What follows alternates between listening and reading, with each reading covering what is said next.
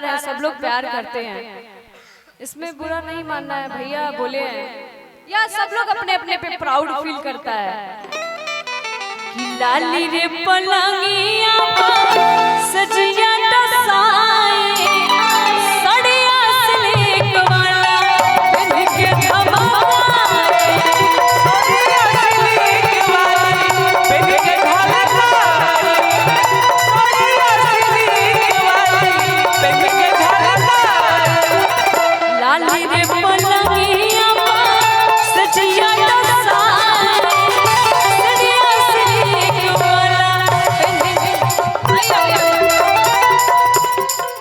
थोड़ा आप लोग आइए, आप लोग आइए। देखिए मैं पहली बार ये गाना गा रही हूँ तो सब कोई से सुनने वाली मुर्गी मारे थोड़ा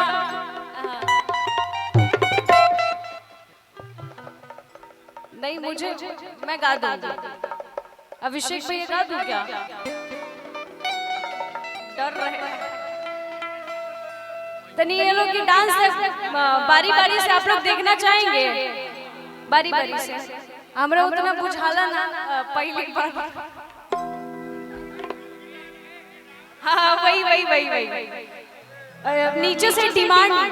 अरे बिल्कुल कि तहरा राजा रंगबा के मिजाज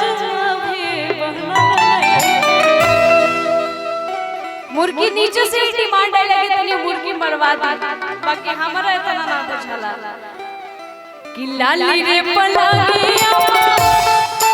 अच्छा फिर से सोफे में जल्दी में कि लाली रे पलंगिया सजिया दसाए सड़िया सिलेक वाला बन के धमाए सड़िया सिलेक वाला बन के धमाए सड़िया सिलेक वाला बन के धमाए। अच्छा इनकर हो गई, आप भी आइए। वो चली गई क्या? अच्छा खाना खा रहे हैं, मतलब मुर्गी के टाइम पे खाना खाए थे चाहत रहे। अब लाली रे पलंगिया सजिया दसाए सड़िया सिलेक वाला बन के धमाए सड़िया सिलेक वाला बन के धमाए सड़िया सिलेक वाला बन के धमाए।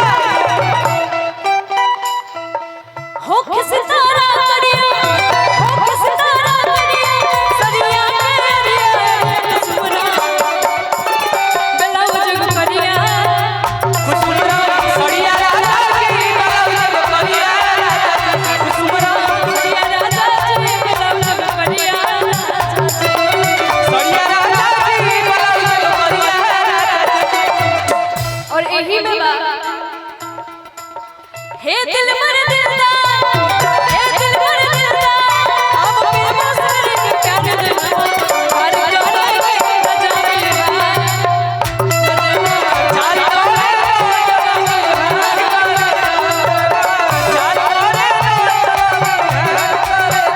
सुमरा सड़िया राजा के ब्लाउज करिया सड़िया राजा की ब्लाउज करिया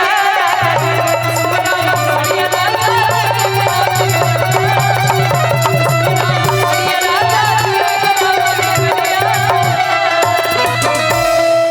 और एक होली सुना देता नहीं आप सबके, ओकरा बाद धनंजय जी कबे से फोन चलावता नहीं कि गोरिया